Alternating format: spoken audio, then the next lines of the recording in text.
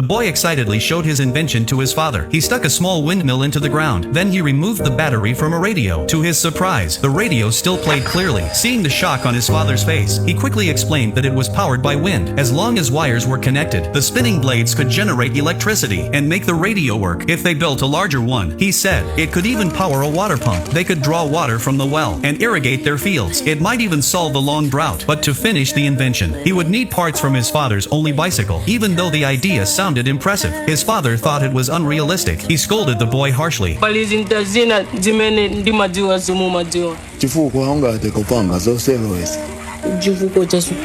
Those words completely enraged his father, a farmer who had never gone to school himself. In a burst of anger, he slammed the windmill onto the ground. Then he shouted at William, "From today on, I don't want to see you wasting time on these useless ideas. It's time you learned how to farm." After his father walked away, William stared at the broken invention he had worked so hard on. He could not hold back his tears. The next morning, he did what his father told him. He woke up early and went to the fields to work. He worked until noon before finally resting, but he never gave up learning. Whenever he had time, he helped people in the village repair their radios. This allowed him to study how machines worked, while also earning a little money to help his family. One day his father happened to see him doing this. He said nothing. He simply took a radio outside and listened to the weather report. Recently the weather had seemed good. The harvest should have been decent, but no one could have imagined what would happen next. Before long, the villagers were blinded by money and made a terrible decision. It triggered the worst famine the region had seen in 20 years. One day when William came home, he found a school uniform lying on his bed. It turned out that his father's harsh words earlier had only been said in anger. He knew his son loved learning, so even though the family was extremely poor, he still managed to gather enough money for William's middle school tuition. On the first day of school, heavy rain poured from the sky. It felt like a good omen. Back in the classroom, the science teacher began the lesson, but after school, the teacher suddenly stopped William and told him to pay the rest of his tuition soon. William was confused. After asking more questions, he finally learned the truth. His father had only paid the first installment. William felt heartbroken, but there was nothing he could do. By the time he got home,